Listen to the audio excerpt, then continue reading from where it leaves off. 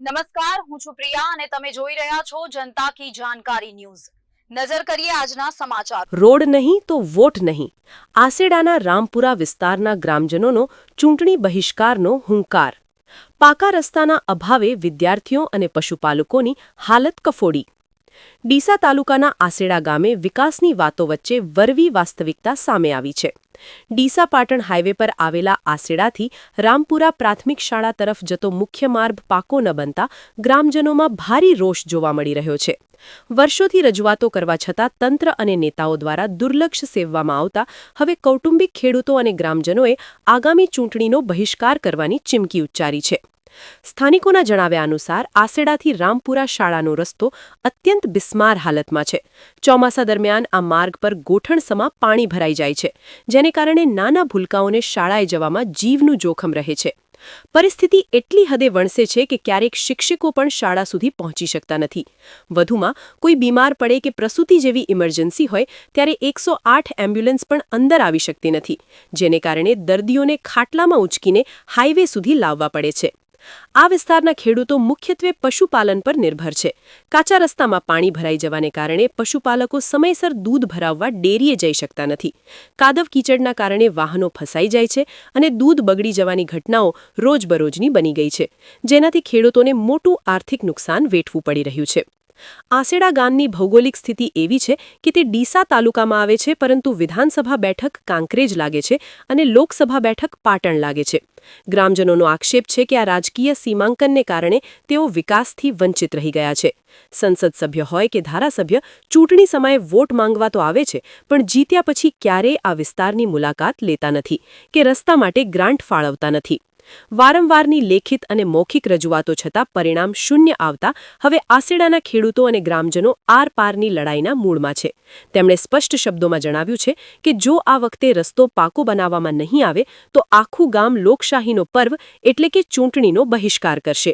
Report ભરત ઠક્કર, ડીસા, બનાસકાંઠા। મારું નામ હિનાબેન છે। હું રામપુરા પ્રાથમિક શાળામાં ભણું છું અને અમે રોજ નિશાળે આવીએ છીએ। વરસાદ આવે ત્યારે અમને રસ્તામાં ખૂબ જ તકલીફ પડે છે। જ્યારે અમે ખાડા હોય ત્યારે અમે પડી જઈએ તો અમને ખૂબ જ વાગે છે અને અમારા દફતર પણ પલટી જાય છે અને અમારા કપડાં પણ પલટી જાય છે અને સરકાર જો અમને પાકો રોડ બનાવી આપે તો સારું કહેવાય। તમારો ખૂબ ખૂબ આભાર। ઠાકોર ચંદનજી અજુજી, રામપુરા આસેડા પ્રતિમ શાળા આસેડા રામપુરા। અમારે વરસાદ વરસે તારે હેંડવાનું કોઈ છે નહીં। નિહાળી અમારા ક્યાં ભણવા જાય? નિહાળીના હરુપારા મોકા ભણવા તો કે બાપા પાણી છે, અમે જઈ શકતા નથી। એટલે અમારો રોડ બનાવી આલો અને રોડ અમારો ચૂંટણી આવે ત્યારે બધાય આવે છે સાહેબ। ચૂંટણી આવે ત્યારે બધા આવે છે, ભાજપના છો કે કોંગ્રેસના છો એ આવી શકે છે। અમારી કોઈ વાત સાંભળતા નથી। ધારાસભ્ય ચોર છે એ અમને ખબર નથી। અમારો રોડની જરૂર છે, આટલી અમારી વિનંતી છે, અમારો રોડ બનાવી આલે। પછી મોદે હાજે ડિલિવરી હોય, કદાચ ડિલિવરી હોય તમારે ક્યાંથી જાઉં? હોન્ડા ના હેડે, ટ્રેક્ટર બી ના હેડે, ગાડા બી ના હેડે, એમ્બ્યુલન્સ ના આવે તો ના હેડી શકે। સાહેબ અમારી આટલી અર્જના આભરજો, મારી વિનંતી છે। હે, હું ઠાકોર વિરમજી ખેતાજી આસેડાથી બોલું છું, આસેડા રામપુરા।